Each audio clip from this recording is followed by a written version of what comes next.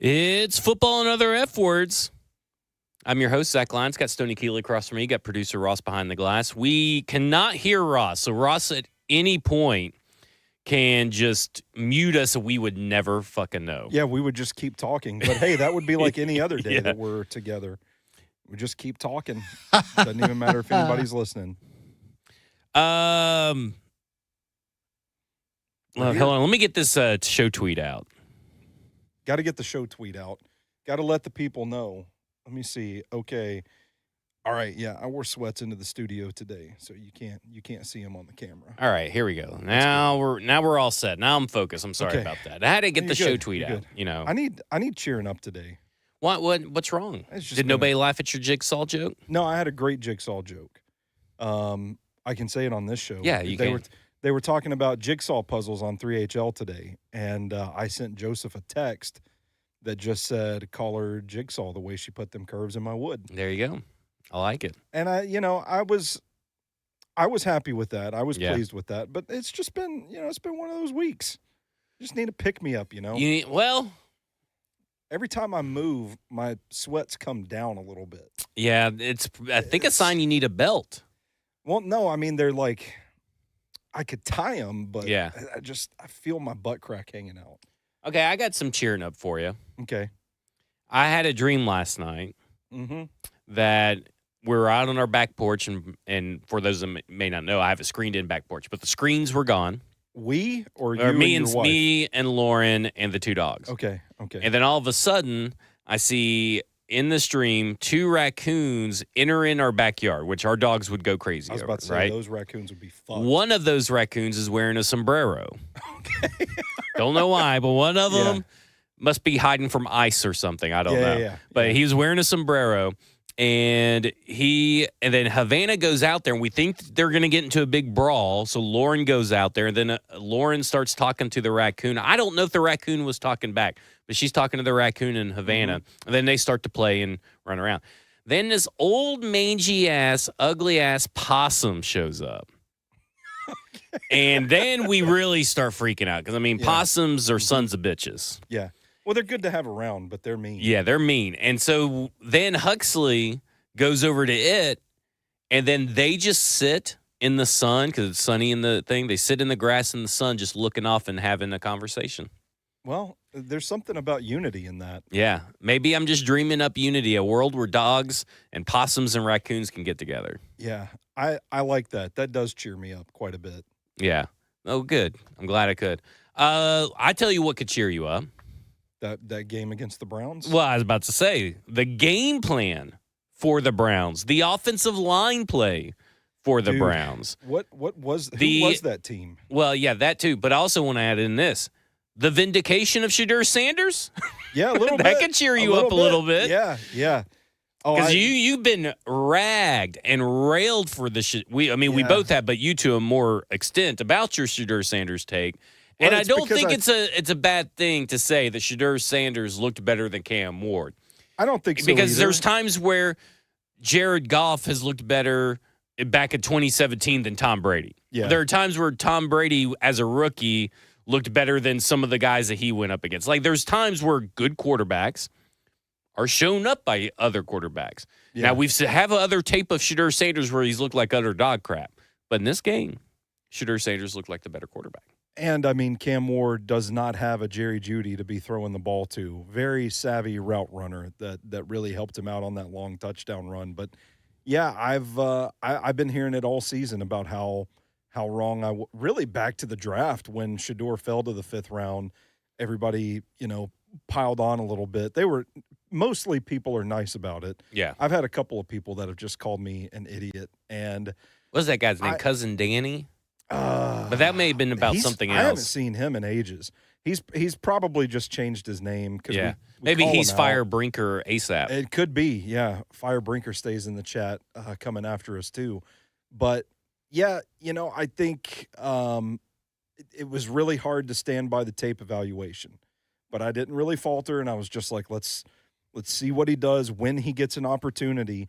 And not just this game, but I think for a 5th-round rookie quarterback that it seems to me that this coaching staff didn't want any part of. because Dillon Gabriel was starting the bulk of these games. To be doing what he's done, I think is pretty encouraging. I think if I'm a Browns fan, I feel pretty good about it right now. I mean, he had that boneheaded interception, which was I don't know. It was the definition of a fuck it, he down there somewhere throw. Yeah. Just no regard for coverage, where the defenders were, anything like that. He just chucked it up there. But other than that, man, I mean, he did like some of the stuff that he did at Colorado showed up on the tape against the Titans on Sunday, and the 2 touchdown throws were just beautifully timed, placed, all that. He bailed out of the back of the pocket, which was my big concern with him a couple of times, but for the most part, man, I thought he did a good job of climbing up into the pocket, getting to the edges. Just a guy that at the very least, I think we can say looks like he deserves a bigger role. Yeah, I mean, someone tweeted out, like, we'll always have the Dillon Gabriel era in Cleveland, a big fucking waste of time. Yeah. Which it was when I remember I was on the Hot Read podcast with you and JT during that second and third round when Dillon, and I was drunk, but Dillon Gabriel gets drafted. Yeah. And I went fucking ballistic on Cleveland because I think it's so fucking stupid. And then they turn around and draft him anyway. Like, there is no logic. I understand that we were told last week by Logan that, like, Jimmy Haslam came down and forced it on him and everything. But, like, then also. It's been reported that Haslam said that's not my pick. Yeah. Yeah. So, but even if it's Haslam having to come down and do that, because apparently there's video, but, like, that's what Logan said. But, like, even if that happened, like, that kind of also worries me. Now, listen, they have a great draft class, but what are you observing about Dillon Gabriel that Shedeur Sanders doesn't have? Right? Like, I mean, there's nothing. So, like, that is a total mismanagement and profiling of the quarterback anyway. And, man, just imagine if they could have gotten one of those, like, fun developmental tackles with that pick that they used on Gabriel. Nobody comes to top of mind right off the top of my head real quick, but just thinking about other needs that pick has just been thrown away, regardless of who wins. I mean, if they eventually decide for whatever reason they're going to go back to Dillon Gabriel and trade Sanders, well, you just threw away your 5th-round pick. Or if you keep Sanders and you get rid of Gabriel, you just threw away that 3rd-round pick. There's a good chance that they go ahead and draft Fernando Mendoza and they throw away both picks. Yeah, it's so a 3rd and a 5th, and then whatever crazy they have to use to trade up. That's a good question. What would you do if you were GM of the Browns right now? Would you keep Shedeur? Yeah, Shedeur and avoid quarterback in the draft, or do you take Mendoza in this class? Yes, I would go for next class. Yeah, the 2027 class. So if Shedeur, I'm with you. So first off, it would require the last 4 weeks for me to see, but even then, I'm like, okay, let's go into next year with Shedeur Sanders. We got a couple of draft picks and all this kind of stuff. We don't really need to trade up. We did really good on the draft class next year. Let's do another draft class this year, similar to how we did this one without drafting the quarterbacks, and roll with both Dillon Gabriel and Shedeur Sanders next year. And if they are what we think they are, and they still are both trash, then we'll get a quarterback in next year's draft. Yeah, I agree. I'm also a little lower than the consensus on Mendoza right now, too. I haven't finished my tape study, but he's probably QB1 in this class, but we still don't know if Ty Simpson's coming out. Or Dante Moore. I mean, everybody's convinced that Dante Moore's not going to be in this draft class. Or wait, no. They're convinced that he's coming out, but there's still a vocal minority of people that are saying they're doubling down that he's going back to Oregon. I don't really see it with any of these guys right now. Okay, so let's talk about the Tennessee Titans now. That's enough Browns talk. That was you don't want to rebuild the Browns on tonight's episode? The dog pound has closed. We've euthanized them. Yeah. Let's talk about the Tennessee Titans. This may be and I've said this a few times, this may be the first and last time we'll be able to say this, but they sure outcoached the shit out of the better coaching staff. Dude, they outcoached them. They had a game plan, and then they were physical. Like they bullied the Cleveland Browns on offense. One of the better defensive fronts in the league, maybe the best pass rusher in the league, and They had a plan for him that absolutely worked. They committed to it. They executed it, and they punched him in the mouth. It was completely shocking to me. Dan Moore got his. J.C. Latham got his. Even Kevin Zeitler pancaked someone out there. I was about to say, it was as complete an O-line performance as I've seen from this unit the entire year. I mean, I don't think any one of those guys, and I'll throw in Oli Udoh since they played an extra offensive lineman so much, I didn't see anybody just really shit the bed. Which is a first, because usually there's someone on here. So let me ask you this. I think Blaine brought this to my attention. Ramon had said it, but Corey Levin got all the reps in the offseason pretty much with this offensive line. Yes. Because for those that may not remember, Lloyd Cushenberry was pretty much out all the way through the preseason almost. Yeah. That's got to be why this offensive unit looks a little bit better. And it makes me wonder, is the 8 weeks gelling thing just if you're inserting a new piece at the beginning of the season, like near the end? Because I wonder if Corey Levin had been the starter all year. Did we ever say that publicly, like on air, by the way, that we were like, ooh, maybe Corey Levin should start the season at center instead of Lloyd Cushenberry? I think we did, but I don't want to say that we did. Was that one of the things that we were like drinking at the bar and just chewing on? That may have been a drinking at the bar or shooting the shit off air kind of thing. Yeah. But I do wonder, though, if they had decided, okay, we know Lloyd's been doing all right in rehab, but these guys have been playing together. I mean, it kind of feels like we always say, well, it takes 4 to 8 weeks to gel. Does it really, or is it maybe having a full off season together can mitigate that? That's what it feels like right now. I mean, it's hard to refute that given the evidence that we have that chemistry matters. And on top of Lloyd Cushenberry working his way back from injury to start the season, then J.C. Latham gets hurt and misses like 4 games or even longer than that, and then they're swapping in Oli Udoh and John Ojukwu playing some, and Brandon Crenshaw Dixon's getting some reps. Like it's a revolving door, and you've got a guy at one of the more important positions that is working his way back to form. So Corey Levin already had a lot of chemistry with Cam Ward too, especially in the silent count. Yeah. That's who they were working together with on that silent count. Remember how it was giving them problems? Mm-hmm. You're kind of all over the place for the first 8 weeks or so. And I think was Sunday the first time we got to look at the offensive line as it was during practices for most of July and August? Yep. If so, I think that speaks volumes about the chemistry. You see it with Levin too, though, because he very much played with a sort of sixth sense, like knowing okay, Peter's got this guy. I'm going to come back and help Kevin on this side. Yeah. And knowing where to be spatially and all that stuff. Really impressed by the way he played the game. Yeah, I thought that was a really good point brought up by Ramon initially. Something that I hadn't thought of is like, well, why does this team look like it's not First off, looks better on the offensive line, but also looks like they've been playing with each other all year. And I'm like, oh, wait a minute.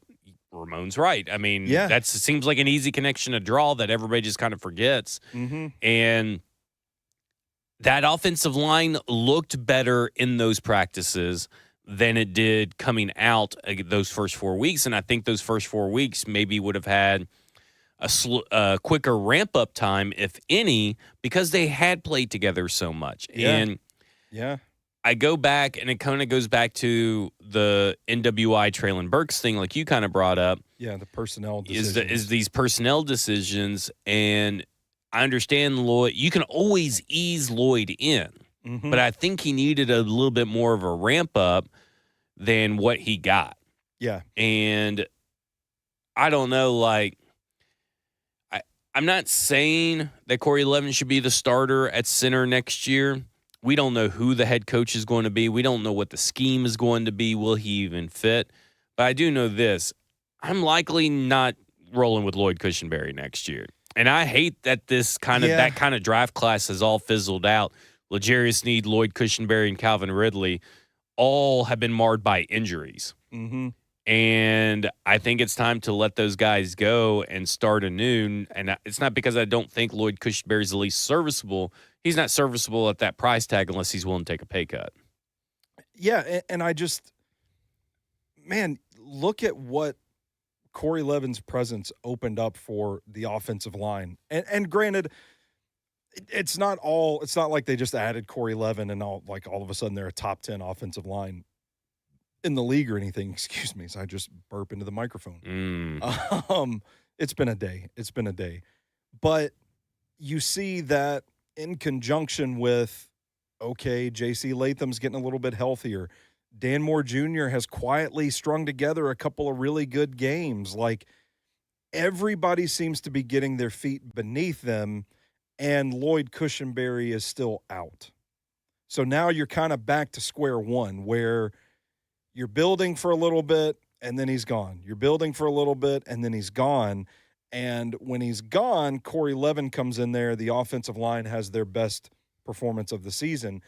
I think it makes him a little expendable because you've proven against a really good defensive front that you can get by with a guy like Corey Levin. Now, we'll see as the weeks go on. I don't know what Cushenberry's health status is. As he's got 2 limited or least limited practices back to back, so he may be starting on Sunday. Yeah, which is kind of wild because I don't know how you go away from what we saw on Sunday. And I'd want to know what you have in Corey Levin. I mean, I think you know what you have in Corey Levin, but I think you really know what you have in Lloyd Cushenberry in terms of dependability. And right now, he hasn't shown that he can be in long enough to get his feet beneath him. Yeah. I think that's my concern anyway. Yeah, I would agree with that. It's like you're constantly altering with the chemistry of the offensive line. Tinkering. Even when it works. Like, just if it ain't broke, don't fix it. They put a good performance on Sunday. Let's ride the hot hand. Yeah. And the hot hand would tell you that combination of the offensive line is the hot hand. Yeah. Yeah. And so speaking of hands, Cam Ward. Mm-hmm. I went back and watched the tape, and I think there's 2 different ways you can view it. Mm-hmm. You can view it as he took a step back, or B, that likelihood, and this is, I think, the more probable, I guess, cause for what looks like his bad performance, is that the game plan was pretty much read one side of the field no matter what. If it's not there, get the ball out. Yeah. And I think that when you kind of look at it through that lens, it's still a bad performance in my mind because there's still some inaccurate throws that he made. Yeah. But at the same time, we have seen him in prior weeks actually scan the whole field, and this time he didn't. And I think that's because of Myles Garrett. And so my line of thinking, and I wish I would have had someone ask Nick Colts this week, was that, like, they came in with such a specific game plan. Why do we think it was just limited to the offensive line and the running game? Yeah. Why wouldn't it be the offensive line and the passing game? And I think that's why you saw Cam Ward not look at other places. He was doing what he was told, and that's where he was going with the ball, was like one side of the field reads only.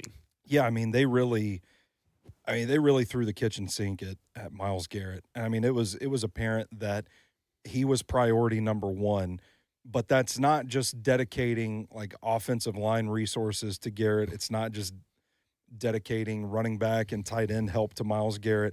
There are ways that you can throw the ball to negate the pass rush too, namely getting the ball out quick. And that's the sense that I got when I rewatched the tape, was just kind of like, oh, damn, like that ball's coming out quick. Like, he's not even there. It's almost like they're eliminating the decision-making process for him and just, you go here or the ball goes away. And I think the stats weren't great. Yeah. That's something people are always going to point to the box score stats and say, oh, well, this wasn't a good performance. And I think on tape, it's easy to go back and watch it and just be like, wow, he's not going through any reads. He's staring receivers down. But I do think that was a function of the game plan to help avoid that rush, to help facilitate moving the football in the face of Myles Garrett and that defensive front. And it also got to a point where he didn't really have to throw. Now, you can call that as a cowardly game plan or not. I kind of see maybe it's a little too conservative. It worked, though. It worked, barely. I mean, Kevin Stefanski had to help you out there with those 2-minute drills. But some of it was he wasn't asked to do a lot. So, again, that doesn't give him opportunities to get in a rhythm. Yeah. Doesn't give him opportunities to overcome some stuff and have extra plays on the books either. So, yeah, I've just felt at the beginning of watching that film, so I went through and watched all his passes and everything the next morning, and I texted you kind of my stream of consciousness that Monday morning, and I'm looking at it and I get through to a certain point and I'm like, what in the world? Like on all of his incomplete passes and even his completed ones, I'm like, he's only looking at one side of the field, and then I'm thinking about the game plan. And I'm thinking, okay, that has to be a way to neutralize Myles Garrett and to protect him, make sure that he's not taking unnecessary hits as much as possible. And get the ball out before he can get to you. And get the ball out before he can get to you. So, to me, again, if we're going to talk about the brilliance of this coaching staff out-coaching Jim Schwartz in this particular game, other games, just this particular game. Boy, how this season has taken a turn. Yeah. Is that I think that would extend to the passing game. And so that brings us now to the deep ball. And I think I'm just going to be the one to say it. At this point, the deep ball is what it is. It's a necessary thing for a quarterback to have to be able to launch the ball down the field, but I don't think you have to be a accurate deep ball thrower to be a successful quarterback. If you look where he's at now, his completion percentage on 20-plus air yards is around Justin Herbert, Patrick Mahomes, C.J. Stroud. I mean, I just don't think you have to do it. And, of course, only 9.1% of his dropbacks are going deep anyway. So because they're not throwing the ball deep that much, the misses look bad. But it's what he was on tape. He wasn't a great deep ball thrower on the outside of the numbers. It may get better with a better coaching, a better scheme, better weapons. But at this point, I'm not really going to be too focused on the deep ball anymore and make a big to do. Oh, he's inaccurate again. It's the plays in the middle and up the seam that those inconsistencies in that area of the field, those are where I have the biggest issues because that's the bread and butter of the quarterback position. And that's really Cam Ward's bread and butter. So when I'm looking at these wide receiver prospects, I'm looking at guys who are reliable, tough over the middle of the field, yards after catch, contested catch guys, because that's what he really needs. And then those plays set up the deep ball. Yeah, like a better version of Xavier Restrepo. But those plays set up an easier deep ball because we've seen Mike McCoy and Brian Callahan and Bo Hardigree scheme up guys open deep. Yeah, for sure. And so this idea that you have to have a guy that takes the top off the defense, that's not what Cam Ward's bread and butter. So the inconsistencies where he's constantly throwing behind the guys, where he's not leading them, like there's the interception, there's a play to Van Jefferson later, and where he just doesn't throw it out in front of the guy who's clearly streaking open behind the linebacker, by the way. And I mean, that was a big part of my draft evaluation of him. That's not anything new for Cam Ward's game. It's just he's got to find a way to make enough plays to negate that, and which has been something that we've talked about on this show is like you were always going to have those kinds of plays with Cam Ward, but at Miami, he was able to, for every one play like that, he was able to generate 4 or 5 wow plays. That sort of deal. And those wow plays aren't happening right now, and I think there are several factors of it, but, I don't know how many, really bad throws would you say he made on Sunday that come to your mind? Well, I would say that on the sack, he probably could have thrown it, so I think that technically that's not a bad throw, but he had someone open he could have thrown it to. Yeah, you're I thought the interception, I think the other one to Van Jefferson down the middle, I don't know how you want to classify the first Chimere DK miss, the one where Mark Schlereth kept saying he needs to put more air under the ball constantly. Put more air on the ball and miss him by, overthrow him by 20 yards instead of 10. I don't know if you want to call that necessarily a bad throw, but I think what it was that technically a good throw, but a bad process. Like, I think if he would have stepped up into the pocket, taken the hit, he could have probably got it to Chimere Dike a little bit closer in his radius. Mm-hmm. That was so far out of his radius that there doesn't matter where DK's tracking the ball. He ain't getting underneath it. Yeah. And then I thought the other deep ball to Chimere Dike at the end of the game where he just basically goes out of bounds with it. I mean, it doesn't even put it into play is a bad one. And there was one where he's throwing it to Helm, but he should have thrown it to Prochet behind him. I think it was Prochet or Van Jefferson behind him, but it's a sideline one, and he just launched it. He couldn't even get it to Helm. Yeah. And it was only like 7 yards down the field. So, but when you only throw it a certain number of times, so that's what, 4 or 5 passes I just named? Yeah. So that's 19 out of 28. Mm-hmm. You know what I'm saying? Because I guess you add in a sack, so maybe 19 on 29. But like that's about where I thought he was. But because he didn't have to pass it a lot, his play was a little bit more. Those plays were a little bit more magnified. Yeah, I feel like there's a correlation between the worst balls that he throws seem to come further down the field. And I do think that is something like we can get hung up on. Like, not everybody has to be Josh Allen, right? I mean, Patrick Mahomes is not Josh Allen. Patrick Mahomes is not heaving the ball 90 yards down the field with his feet tied together or whatever.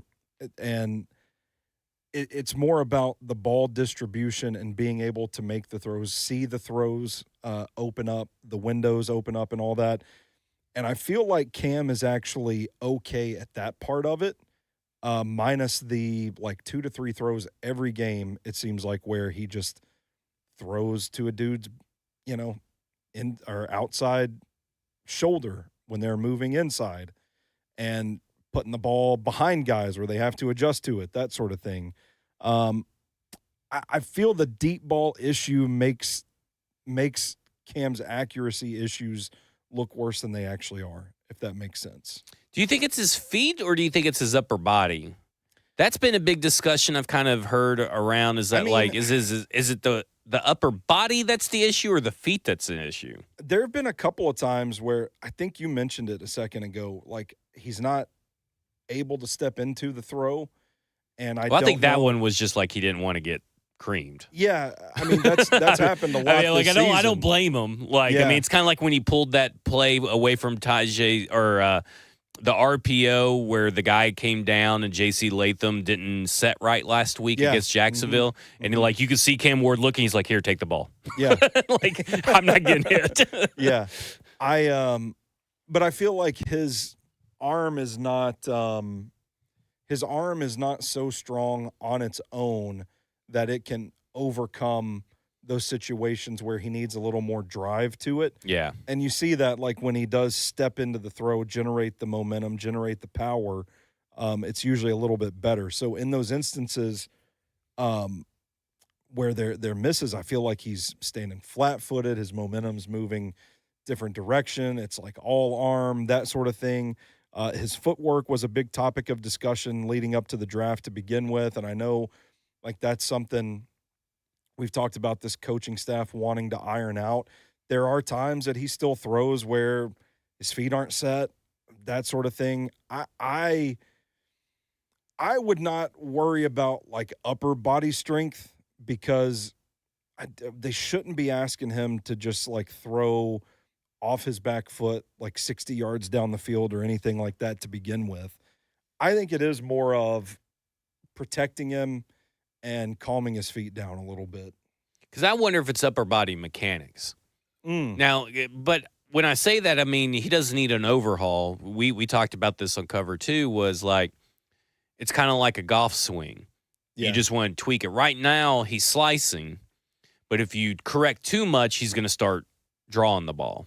I don't know anything about golf. So instead of going right, he'll start going way left. Okay, gotcha. So you don't want to tweak it too much. Then a golfer will get in their head. So you want to just tweak it just a little bit, and that's kind of where I'm at. It feels like everybody wants him to like totally redo it. Well, this is how he's learned to play football his entire life. You're asking him to learn a whole fucking new language in an off season and be able to be fluent in that language, conversationally, written down, all that kind of stuff. Like, got to think that way too. That's not really the way to go. Really the way to go is just to have him learn better English. Yeah. Yeah, expand your vocabulary instead of learning a whole new vocabulary. And I feel like coaches would probably, like, the way things are headed in the coaching world, things aren't so as rigid as they used to be. I feel like coaches are accepting of a lot more creativity, if you will, freelancing, like whatever you've got to do to make the ball work. I think the emphasis becomes like, let's not overwhelm the prospect. Let's not overwhelm the quarterback. Let's do what has to be done, and then let's work on the decision-making and the comfort level and the operational stuff. And we can cross that bridge when we get to it, if it's still a problem. Anything you want to say about the Titans defense versus Cleveland before we move on? Kevin Winston Jr. is a lot of fun to watch, and I had a thought watching that tape back, like, oh, that's who, like, they want him to be this Kyle Hamilton in Denard Wilson's defense. Like, he's going to be this hybrid linebacker safety type the way that they're using him. And then I was like, well, shit, Denard Wilson's probably gone at the end of the year. So well, then maybe it'll be Anthony Weavers or Jesse Minter. I mean, hey, I hope somebody's watching this. Like, we can use this guy as a hybrid all over the place, because he is he's coming into his own, man. He's growing up right before our eyes, and I think he's going to be a fun player to watch. I mean, I've really liked the pick. I thought it was a great value pick. Even in fact, when it happened, I was like, I can't believe he was still on the board. I thought for sure I probably missed him getting drafted at some point. Yeah, I honestly, I didn't think the Titans would draft him because of the injury thing and where they were at and what the type of prospects that we thought they were going to be looking at. But I mean, like, you talk about this upcoming draft class being an eat your vegetables kind of draft. That felt like an eat your vegetables kind of pick. Like, you didn't need a safety, much less one that was coming off of such a serious injury that you're thinking he's not going to be an impact player for a couple of years down the road. But they did it because it was value and of his potential and the ceiling that he had, thinking like, man, if he can get back to form, this is a first-round caliber safety that we just got in the third round. Maybe not the most immediate need, but you are seeing with Kevin Winston Jr.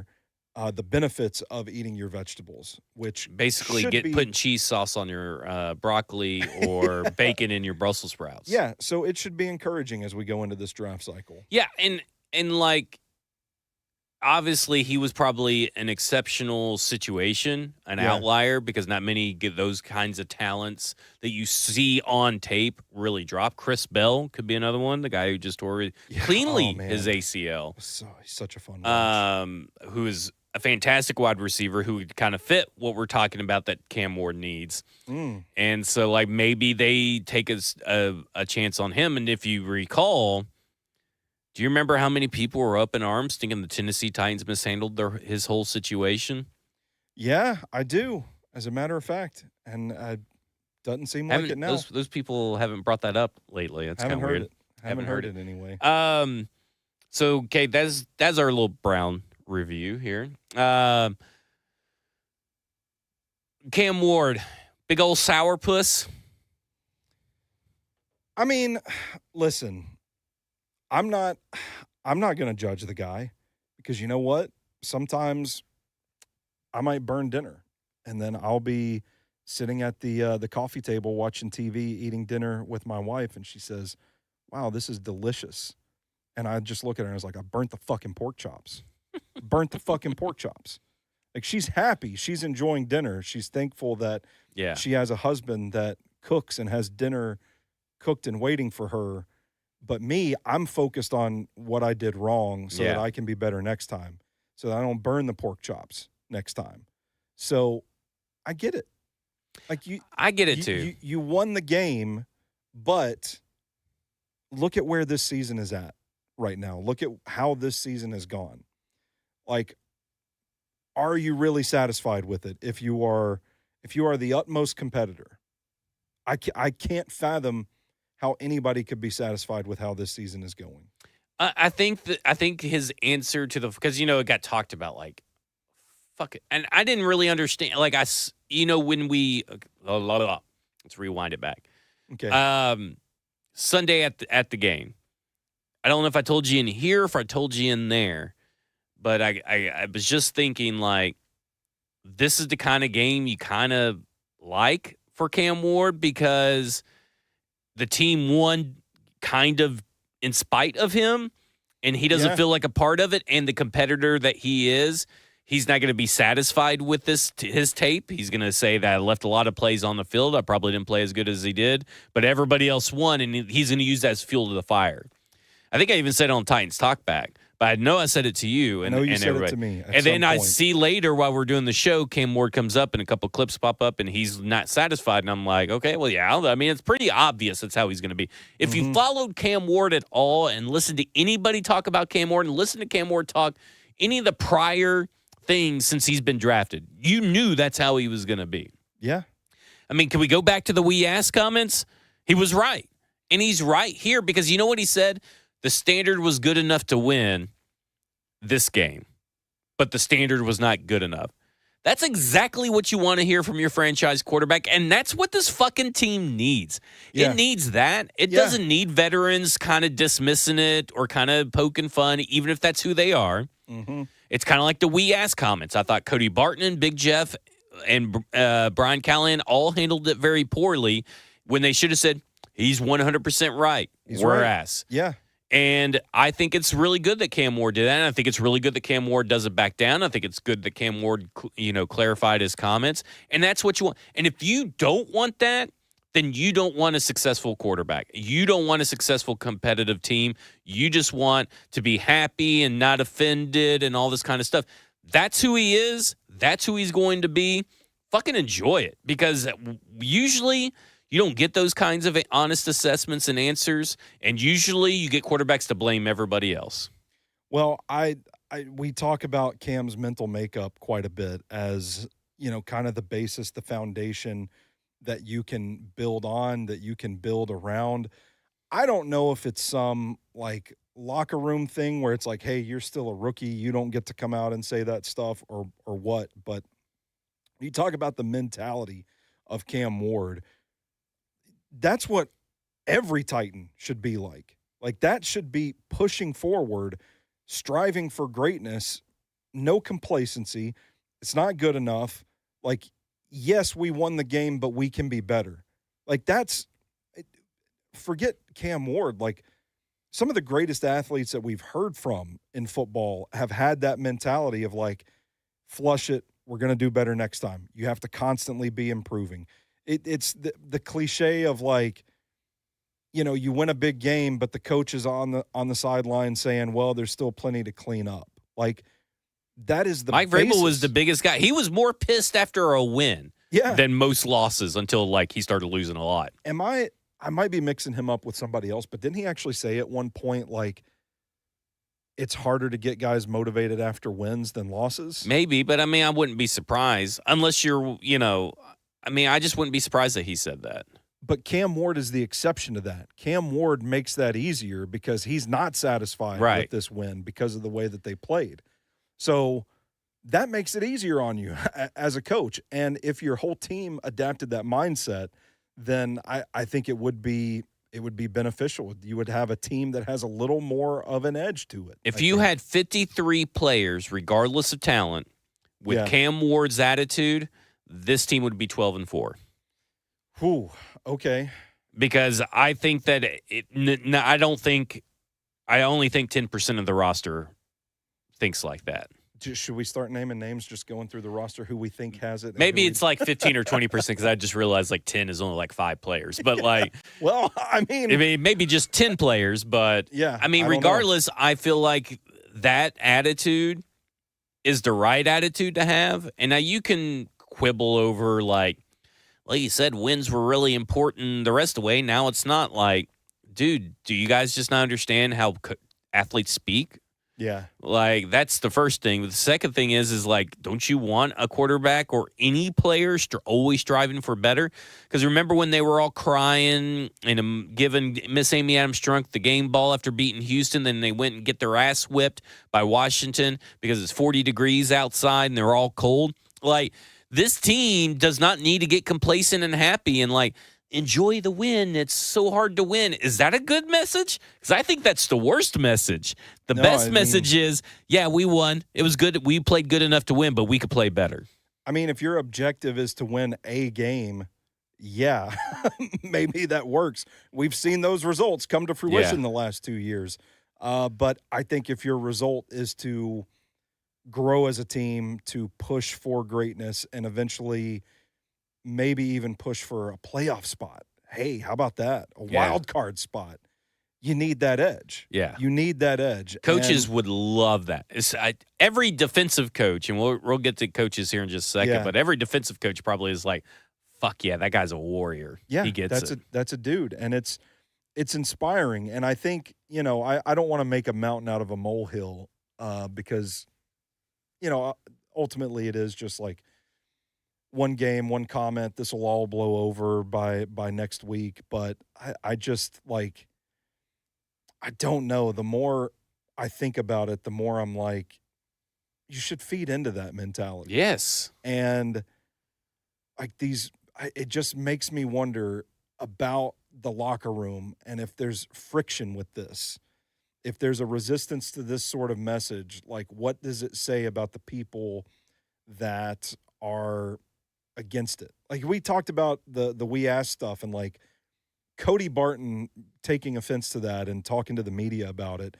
To me, it feels like that says more about Cody Barton than it does Cam Ward. Yeah.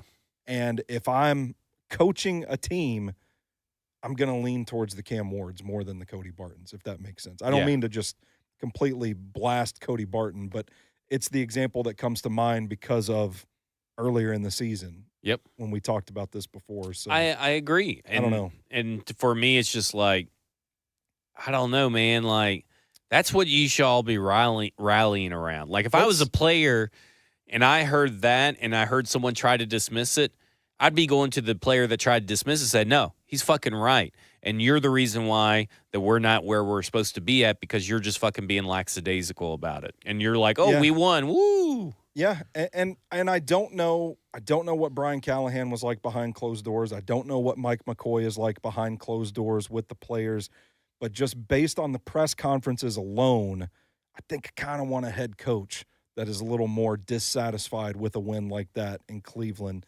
a coach that is a little more aligned with Cam Ward's mentality than what we've seen so far this season. Well, let's talk about coaches, shall we? Okay, how about it? Let's do it. So there was, it's kind of funny. So today, Jeremy Fowler writes an article. He does his weekly buzz file, and he mentions that Matt Nagy has connections to the Titans, and now everybody's talking about Matt Nagy. Yeah, shocking revelation. It was like, why are we talking about this topic of Matt Nagy has a connection because Jeremy Fowler said it? I mean, we all said it, and he said it before. Like, this is not a new revelation. So I really don't want to talk about Matt Nagy. Talked about Matt Nagy a month ago. I know, right? The next one came from Connor Orr. He wrote about his 42 head coaching candidates, and basically he's trying to build a big board. The way he explained it on the Athletic Football Show, which I highly encourage everybody to go listen to today's Athletic Football Show. It's all about the new coaches, and they break down all the coaching candidates. But he basically said, I'm writing about people I think will get an interview this cycle. So that's why he's at 42. He's not trying to be Tom Pelissero or Phil Yates, whoever it is, and, talk about 160 fucking coaches. Yeah. He's like, these guys, this is like Mel Kiper's big board. I want to get most of these guys that are on this name in an interview, and I want to get them right. And he has one that kind of caught a little bit of fire, and this is Mike McCarthy. McCarthy, 62, is viewed by some as an early front-runner for the Titans' vacancy, given his experience at the quarterback position and the Titans needing to maximize 2025 number one pick Cam Ward. There's no mention of Mike Bergonzi or Chad Brinker for whatever reason. Though there are some conflicting opinions emerging that Tennessee may value a younger voice in the building.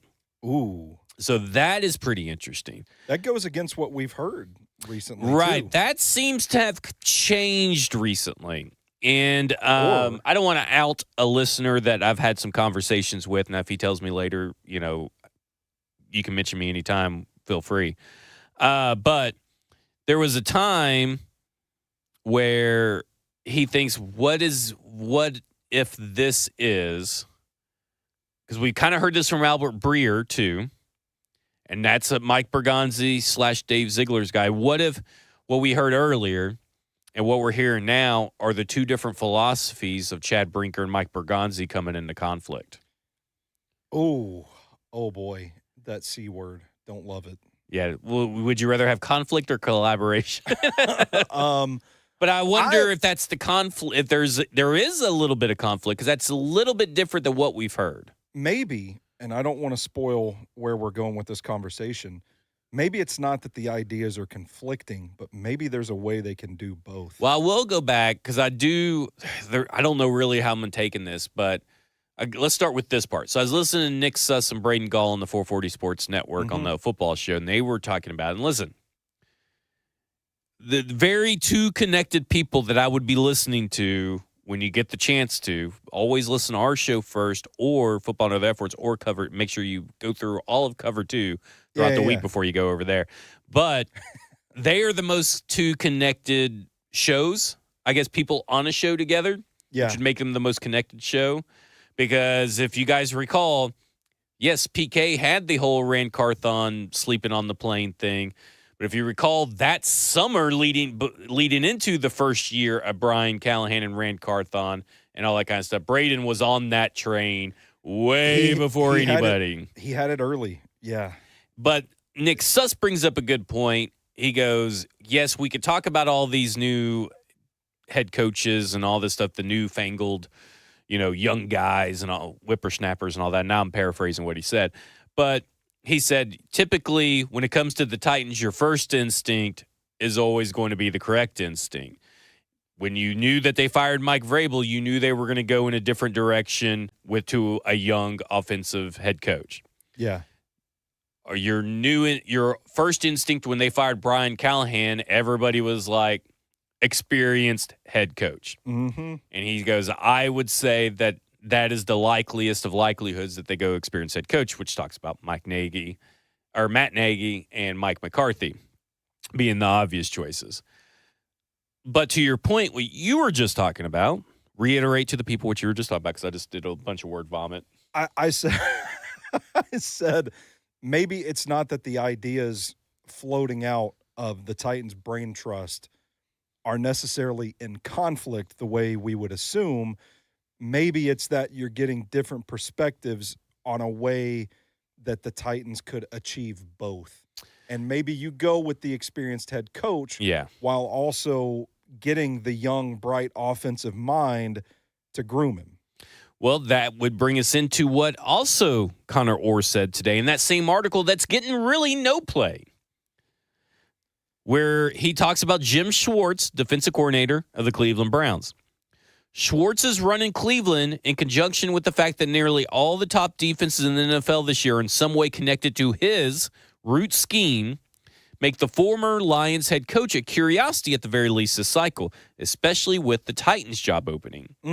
While everything I've heard about the Tennessee job points to the team looking for youth, the 59-year-old Schwartz was a longtime Titans assistant and has relationships in the building.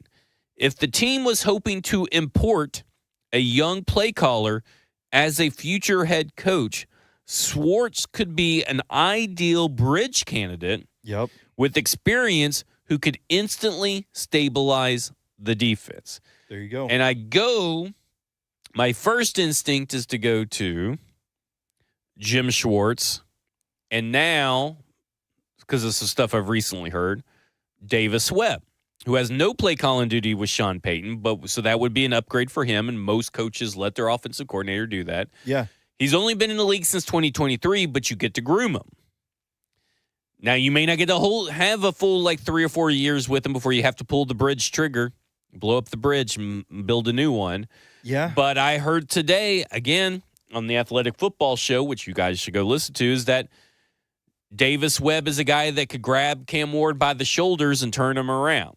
He's a guy that Cliff Kingsbury said, I would want every one of my sons, if they played football and played quarterback, to be coached by Davis Webb. Damn. He is a guy that sounds to be a little bit connected to the Tennessee Titans. He's a Sean Payton guy who's played in a bunch of different systems, but he's a guy that he's one of those quarterbacks that wasn't very good, obviously, but he's a guy that knows what he's doing. But he's 30 years old and has only been coaching since 2023. But that should also kind of tell you his reputation around the league right now.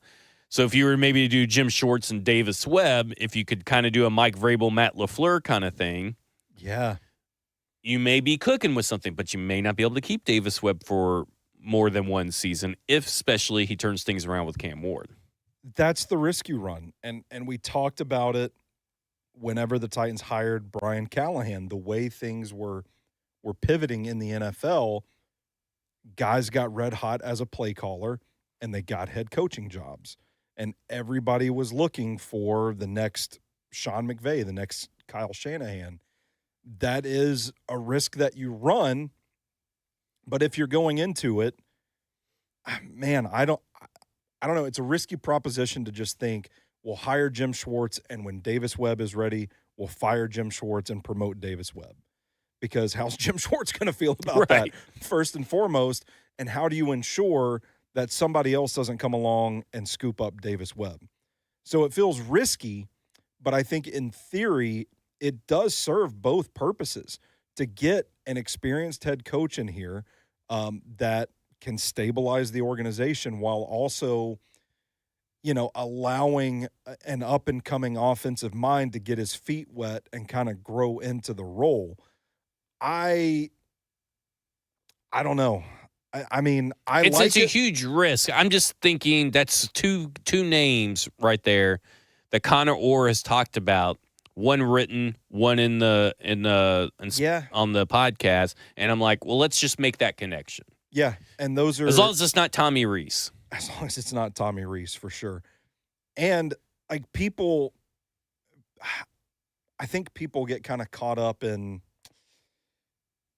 maybe don't necessarily have the highest opinion of journalists in general. But I think when you're talking about journalistic integrity, I don't think you name names unless you know something.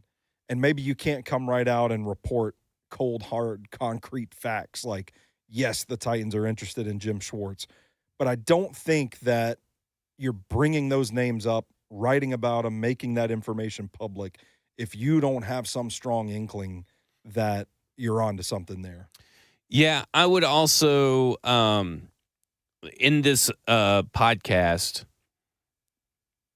what was really interesting about this, and this is kind of going to get into our other side of the football, because I feel that this Tennessee Titans team is likely going to go with a defensive head coach because it kind of worked with Mike Vrabel, right? He was a one and done as the defensive coordinator, was a head coach. But two, that Mike McDonald has kind of proven to be the archetype of success in this way, where we've seen many flameouts from the offensive coaching staff. And it's getting to a point right now where in the NFL, okay, I'm not going to be able to maybe find a guy that could put up 40 points on you every week. So let me find the guy that can make you only have to put up 10 points.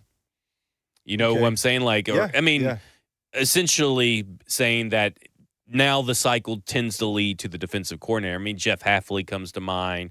I know a lot of people are really high on him. He has a lot of his staff at Boston College is now spread out across the NFL. He's doing good things up there with the Green Bay. Little rocky at first this year. Now they've kind of been able to do critical run stops, and they've been able to find ways to work around not having a good defensive tackle or defensive line. They have good edge rushers, good linebackers, good corners, but they may not have the best defensive line. He's been able to find a way to do that. Vance Joseph is another guy that's gotten a lot of leeway. I'm not too crazy about any of the staffs that Vance Joseph built over his 2 years in Denver. Maybe that changes because now he's been at Arizona and now he's been with Sean Payton back again at Denver. But a lot of the stuff you see, kind of like Jim Schwartz, stuff you see kind of stems from Vance Joseph. Yeah. But there's a name out there, like and this goes back to 440 Sports and Braden Gall, and there's a name out there that they threw out there, and at first, I kind of grimaced at it. I even texted Braden. I said, say psych. Like, because I just was so against it. Yeah. And then the more I think about, the more I read, Anthony Weaver, the Miami Dolphins defensive coordinator, who's also been defensive coordinator over at Houston, who's learned from a myriad of different people. Yeah. Is down at Miami. They have a pretty good defense. They even traded away Jalen Phillips on them. Like, they were just like, okay, we're getting rid of your edge rusher and all that kind of stuff. They're putting together a pretty good defense. They've had a good defense for years under Weaver, too. And that's the thing is, like, I could see, and he's been over there under Mike McDaniel, and sometimes going against the best, like, creative minds pushes you to be more creative. Then you also got the overlap with Mike McDonald and Denard Wilson over there in Baltimore. So, like, he's kind of seen a lot of different things over his time. I mean, he's been in I believe he was on Mike Vrabel's staff, defensive staff over at the Texans. Yeah. He's been with Rex Ryan as a coach, Rob Ryan. He's been with these guys. Like, he's been with a bunch of different people. Yeah. And that is a guy who I kind of could see why they like him and why he would be, like, if I had to put these guys into tiers, these head coaches, and I'll start, let me pull that up real quick, is like tier 1, I believe, is Nagy and McCarthy. This is how they view it. How they view it. Not necessarily how I view it. Tier 2, Anthony Weaver. Tier 3, Chris Shula and Jesse Minter. And Tier 4, Robert Saleh, and then everybody else. Is kind of how I would view it right now. And I think it's because players love playing for him. He has a great reputation. He's a player himself, and he has multiple years as a defensive coordinator running successful defenses. Yeah. Is that it? Yeah. I was going to let you to vamp about Anthony Weaver now. Well, you looked at the chat. I thought we were about to I just go to a comment. I just wanted to make sure. Yeah. I actually don't hate the idea. I'm kind of like you at first. You hear the name and you think about how Miami's season had gone at that point, and it's like, oh, wow, we're really reaching into this bag. But then, oh, crap, who was I looking up? I was just looking up somebody that I was like, oh, so-and-so was with the Dolphins under Brian Flores. I don't remember, but I like looking adjacent to Anthony Weaver, his name popped up, the lineage of Dolphins defensive coordinators. And I got to thinking about it, his reputation around the league and the defenses that he's been able to piece together with the personnel that Miami has. They have some underrated players, I think, in the grand scheme of the NFL, but this ain't the 85 Bears. And they've corrected course, and they have put on some really good defensive performances this year, and they've been a pretty good unit under Weaver before. So you warm up to the idea, and for me personally, I start thinking about, okay, the coaching search in general. And I think for so long, it has been go get the offensive-minded hot shot.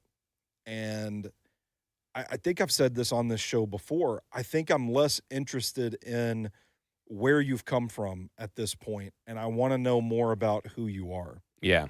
And so I don't know that I necessarily lean one side or the other, like, oh, they should go get a defensive coach. They should go get an offensive coach. I don't really know that matters as much anymore. Like, just go get a guy that can communicate, get a guy that can teach, that can motivate, inspire, and that can organize. And I think that is the premium above all else. And if you hire Anthony Weaver, you get to keep maybe Denard Wilson. Oh, See, I'm kind of warming up to that. I was gonna say like just hire Denard Wilson as the full-time head coach and see what happens. But yeah, I'm kind of cool with it. Like I don't know that I'm set either way. Get a guy that is a leader, can communicate, can teach, can organize, get everybody on the same page. And I think that is a basis you can build on. Hire your coordinators, build out your coaching staff, and those guys are going to be more boots on the ground, day-to-day work with your players. Like I kind of feel like that's that should be the priority. Yeah, I think so too. So they were talking about Jesse Minter and Chris Shula and all these guys. And one of the interesting things I think they brought up about a guy like Jesse Minter is that Marvin Lewis once said to Connor Orr when they were interviewing back in the day, was like, I hire defensive coaches, but I hire defensive coaches who have been defensive coordinators at small schools. And for instance, he was Georgia State and Indiana State defensive coordinator for multiple years, talking about Jesse Minter. And the reason why Marvin Lewis said he does that is because at any given point, you're having to figure out, how do I get this wide receiver to play safety and stop the other offense because someone went down? Like you're doing creative. more with less, and you're having to use your mind and be creative. And I go back to the why is everything.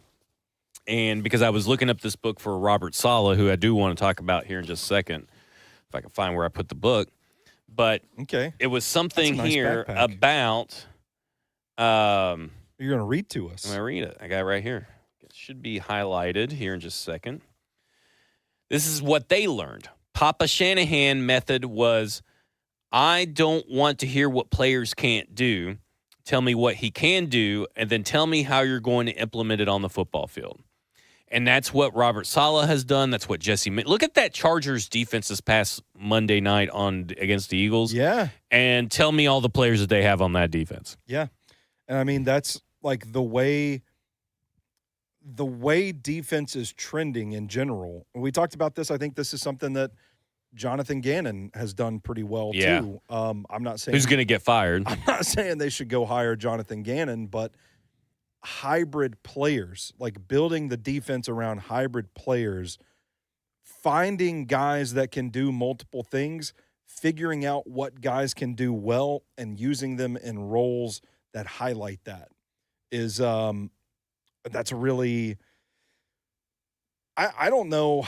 I mean, again, like I don't want to say something when I haven't evaluated all 32 defensive coordinators in the NFL, but it feels like a pretty rare thing where you find a guy that can do that and execute it at a high level. And to me, that is kind of a trait. You talk about creativity like that. That is a trait that would be pretty high on my list for a prospective coach. They also talked about Brian Flores and how he has built his defense to where it's just basically automatic.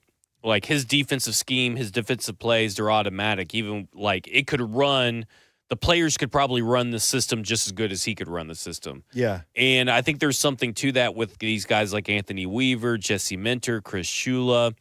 You know, they speak on Jeff Hafley a lot. You know, I look at these, there's a lot more defensive coordinator, defensive background people out there than there really are offensive people. Another guy, Kelvin Shepard from the Detroit Lions, who would have likely got the LSU job possibly if it hadn't been for Lane Kiffin. And there's another guy that you may be thinking of. And again, when I think they talk about the youth movement, I go back to what Albert Breer said when he was talking about the youth movement for coaching for the Titans. He brought up defensive guys. Yeah. And I know people are going to think offensive guys, but I really kind of think it's going to be a defensive guy. What you just said goes to what I said. Oh, and Anthony Campanile. Oh, yeah. The Jags guy. That was, he's fun to watch too.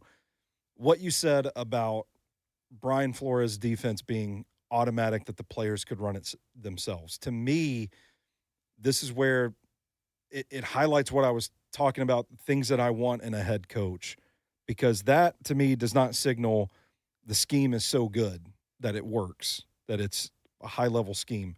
What it signals to me is that Brian Flores is so fucking good at teaching his scheme that his players could run it in their sleep. And that is what I'm talking about when I say, like, communication and teaching from a head coach.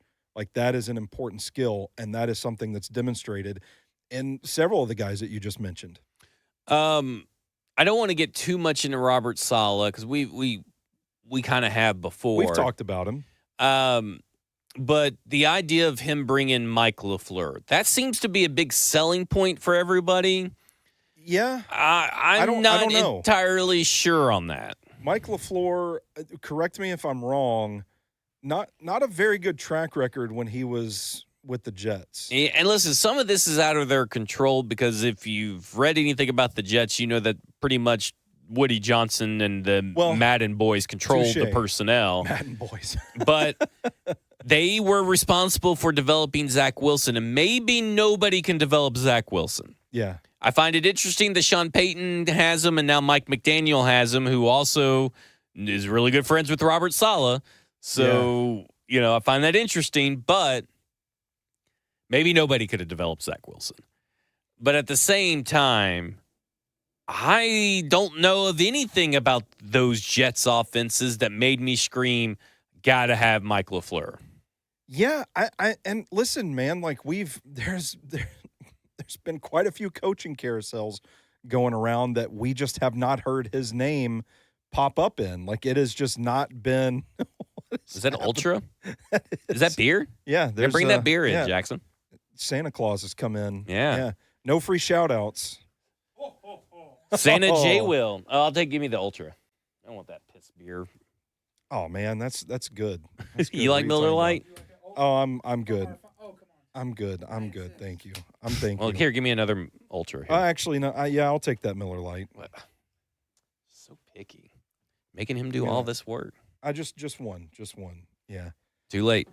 So I don't know if I'm really sold on Robert Saleh as much as everybody. Yeah, it's super cold. As much as everybody else is. Like, that seems to be. And listen, I'm very anxious to see what he does this weekend. Get to spend a whole game watching his defense and learn a little bit more. But I also go back to we were going to talk about today, but we never got to it on Cover 2. We're going to get on it a little bit more in depth tomorrow. But I have there's two articles from The Athletic, one about his firing, one about his hiring at San Francisco. And I go back to the one about his firing. There's a lot of like red flags in there and about Robert Saleh. And I'm like, okay, is this just people lying on his name because they're anonymous sources? Is this really who he is? Stuff like, the way that he thought that nobody could win 8 games with Zach Wilson. And I'm thinking, okay, well, then why'd you fucking draft him? You know what I'm saying? Yeah. And why are you that screams like Jeff Fisher, Vince Young to me. Ooh, yeah. And then the other one is that he was very cognizant of what was going on in the media. He was a media boy. And I don't know if I'm like, I know he wants the job, but also that makes you a thirsty bitch. A little bit, yeah. He's a little bit of a thirsty bitch. I would love to see you call Robert Saleh a thirsty bitch to his face. I would love that. That man almost put a hole in my hand throwing a moon pie to me. Yeah. So. I'm not as entirely sold on the Robert Saleh coaching tree or not the Robert Saleh coaching staff. I like Robert Saleh quite a bit. The question with him has always been, all right, let's get the real story. Let's weed out what happened in New York. Let's figure that out. And then who's your offensive coordinator going to be? Because to go back to what I said earlier, this is not a fully formed idea. It's not a theory at this point. I just want that to be known for the record. We're just, it's a stream of consciousness here. I'm getting kind of tired of the let's just pluck any old body from Shanahan McVay system. Mm-hmm. Like, we got to know what some of these guys are made of. And it's not really a selling point to me anymore to just say, oh, this is, the next man up under Kyle Shanahan, so let's let's hire him. That's not good enough for me. I need a name. We need to – if you can get me Mike McDaniel, Robert Saleh, which is looking like that's not going to be the case after all. Miami's about to make this and they're on a pretty interesting little run right now. You know, if you can tell me Mike McDaniel, okay, we can talk. But if it's like, you know, I don't know, the next Bobby Slowick, then I'm not all that impressed. Because Michael LaFleur, I don't understand why he's so appealing now to everybody. It's like they totally forget. Like, I get it. What is he doing now? He's the offensive coordinator for the Rams, so not calling plays. Yeah, I was about to say, I thought he was like, I didn't realize he was technically the offensive coordinator. I thought he was deeper on Sean McVay's staff. Yeah, so for me, it's just like, is that the way to go? Because, I don't know. Again, I'm just like, I wasn't thoroughly impressed with Michael LaFleur, and someone ended up firing him to hire Nathaniel Hackett. And I know Nathaniel Hackett was just to get Aaron Rodgers, but when you put it like that, ugh. Yeah, I am not as sold and as high on Robert Saleh as I maybe initially was coming out of the gate. Because the more I think about it, the more I read about it, it's like he seems pretty happy in San Francisco. He seems very successful over there. And listen, this is an easier media market to be in than New York. But he's like comparing New York Jets coverage to New York Giants coverage. Like he's counting who's saying what. Like, if that's true, I don't know about that. Yeah. And I don't know if I'm as sold on his offensive coordinator hires as everybody else, like you just said. So, but I am interested to watch. I'm keeping an open mind. I am interested to watch what he does, because what he is doing with his pieces, not his pieces, down in San Francisco is very remarkable. They're allowing a lot of yards, but not a lot of points. Mm-hmm. They're middle of the road in efficiency without Fred Warner and Nick Bosa. Like, what he's doing is impressive, and he is one of those people that kind of game plans. He gives you a whole new look based on the defense or the offense that he's playing against. Yeah. So there is a lot of plus to him. It's just there's a little bit of lingering questions I have. Yeah, which is why I ultimately think, like, I got to know what really happened in New York. I got to know how that fell out, and I got to know who your offensive coordinator is going to be. If you check those two boxes, if we feel good, like initially the story was, well, nobody could have won with that situation in New York. There was some friction with the owner. What was the story about him? I don't know. Was that made public? I can't remember. He wore a patch on his shirt or something, and Woody Johnson didn't like it. Do you remember what I'm talking about? I don't remember that story. Yeah, there was something there that people were like, oh, it rubbed him the wrong way. Like, there was some friction. And, you know, if that's all it was, that's fine. But if you were complicit in this dumpster fire as well, that might be a problem. Yeah, I go back to it's hard to discern what's his fault, what's not his fault, because we've seen how many freaking head coaches go to New York Jets and they all flame out. Like, yeah, that's true. So it could just be a New York Jets thing, but the Tennessee Titans aren't that better of a thing. You know what I'm saying? Yeah. Like, I mean, they're not. And to be fair, we go back to the data that, you know, trying to dispel this notion that going back to where they said, like, the archetype is someone who's done it before and blah, blah, blah. And I'm like, well, chances are that he's going to still have a losing record with you and not be any better.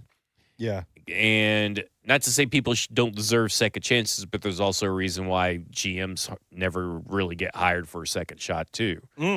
And I'm okay with going with Matt Nagy. He's the best of the bunch outside of Mike McCarthy.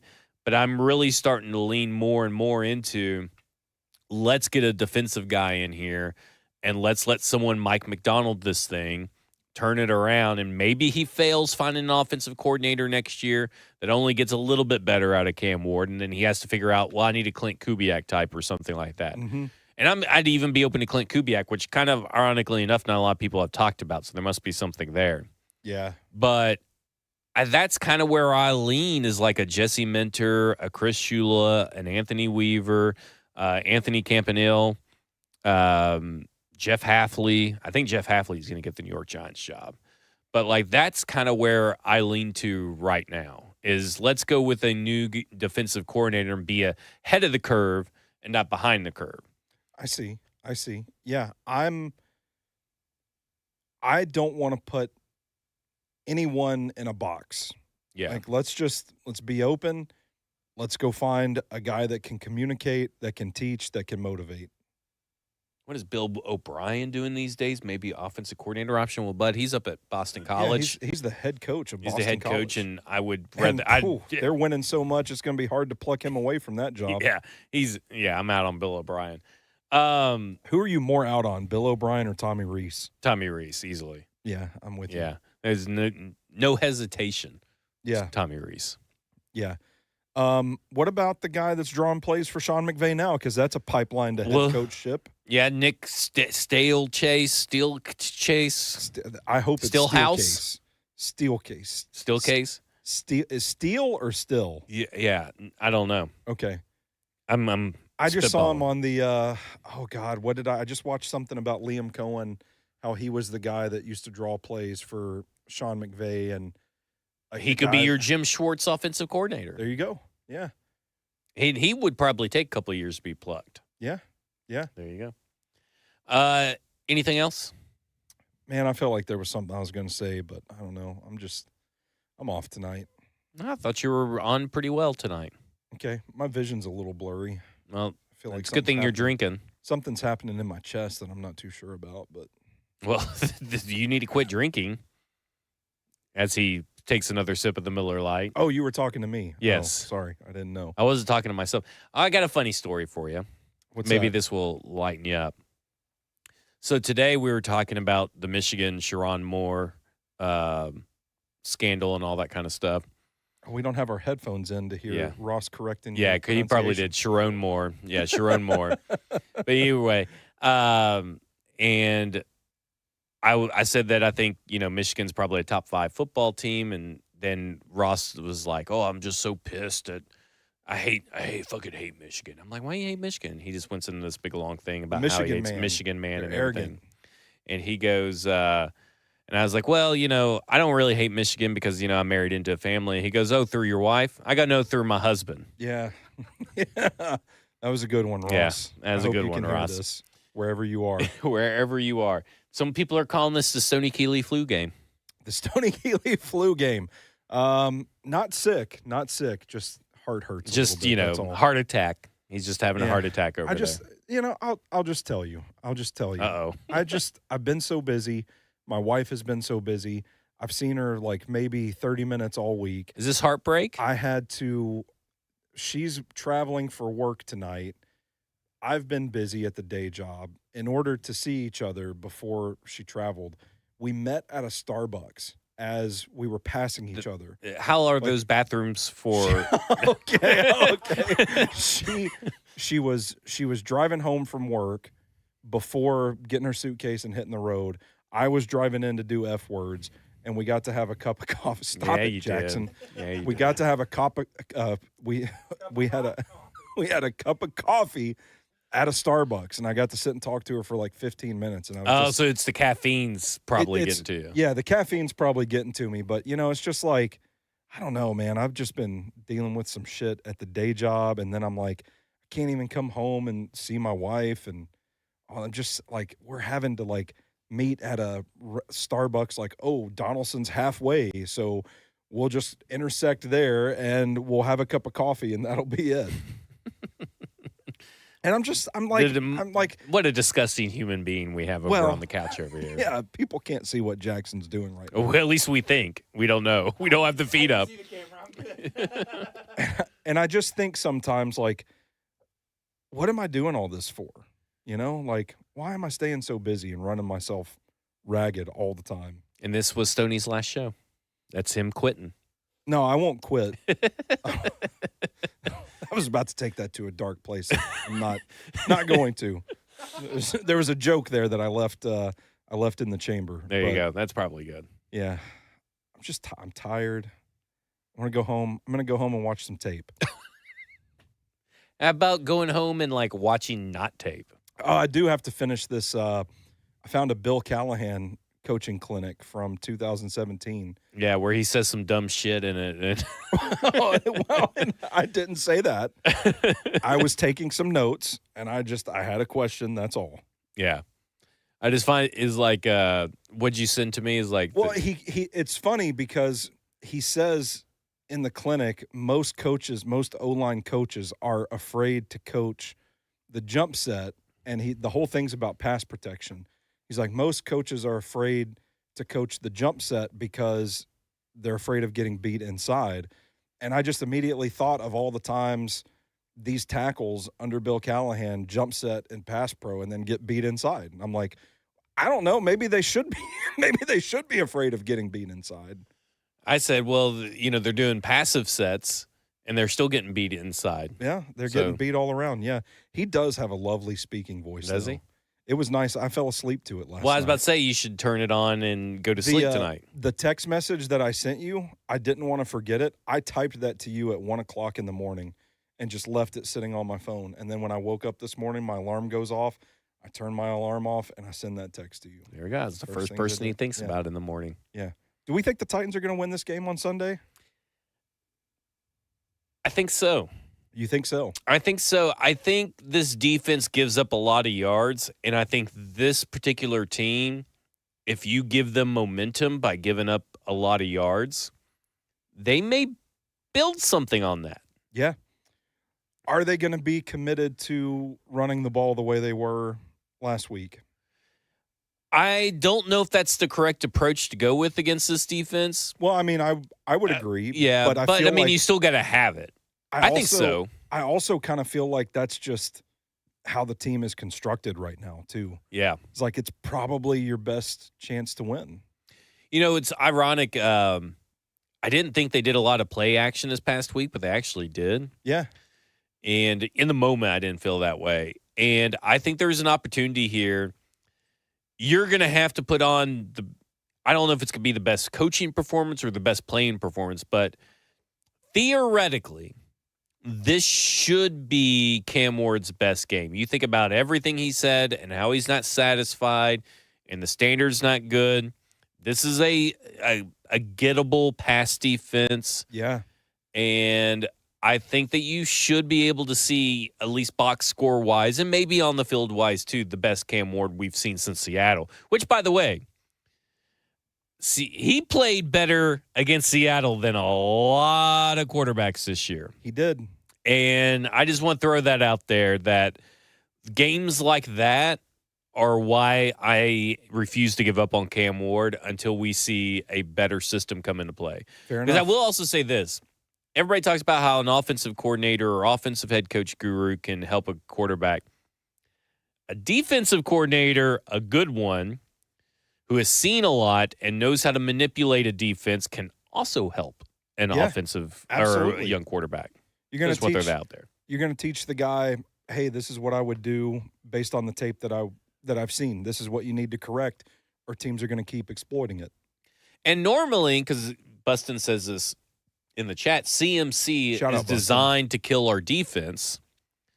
But I would have said the same thing about the Browns rushing attack. I would have said the same thing about the Jags rushing attack. And I thought they both did pretty well against those guys. Here's the thing about the 49ers, though. This is what kind of makes me nervous. Is that in McCaffrey, you got a guy that's going to run those choice routes, that's going to get to the second level. And how do we feel about Cody Barton and Cedric Gray in pass coverage? You got a guy in Kyle Juszczyk that is going to hit somebody and then run a wheel route. Yeah. So, like, how do we I do kind of – I see what Bustin's saying, because I do feel like their running game is more dual threat, more run-pass oriented than the Browns' run game was. Amber says that Shanahan is a good coach who always pulls out. Mike? Kyle Shanahan. Shanahan's a good coach who always pulls out. Could have been Mike. Yeah. It could have been Mike. But then he wouldn't have had Kyle if he always pulls out. Yeah. She actually said pulls out, especially against rookie quarterbacks, but that's also double entendre. There's a lot going on in that sentence there. That doesn't serve the bit, that last part. We'll just end it at doesn't pull out. Yeah, just doesn't pull out. Who always pulls out. Always pulls out. Yeah. You like a guy that always pulls out. There you go. Yeah, I think that, to your point, it's what can Denard Wilson do to slow down Shanahan? Yeah. Because if you let them jump out to an early lead, you're sunk. This team cannot come back from a big enough lead. I kind of wonder if this is going to be a game where maybe I don't know. I'm kind of thinking like maybe they're favored. 49ers are favored 12.5. I think at least the Titans cover. I think the Titans are going to cover that. Yeah. I do. I think they've got a little momentum going. At this point, if you look at their last 5 games, the Jags game is the outlier compared to I don't mean like outcome result or anything like that, but just the way that they've played and been competitive. The Jags game is more the outlier than the norm, whereas at the beginning of the season, that Jags game probably would have been considered the norm. So I do think that they can be competitive and cover that. I wonder if this is going to be a game where you devote resources to coverage and muddying up the throwing windows because you're afraid of those backs maybe getting into space and making you pay for it. Yeah. It'll be interesting. Because the offensive line, it's kind of like, look at it this way, like the offensive line, they're protecting Brock Purdy. If you know they're going to win that matchup, why dedicate so many resources to it? Yeah. Why not just rush 3 or 4 and put everybody else in coverage? It'll be interesting to see how this game goes compared to what we've seen against Seattle and everybody but Jacksonville felt like a good defensive game plan. Yeah, for sure. Yeah. All right. That will do it for us. This has been Football Under the F Words, and you have just been effed.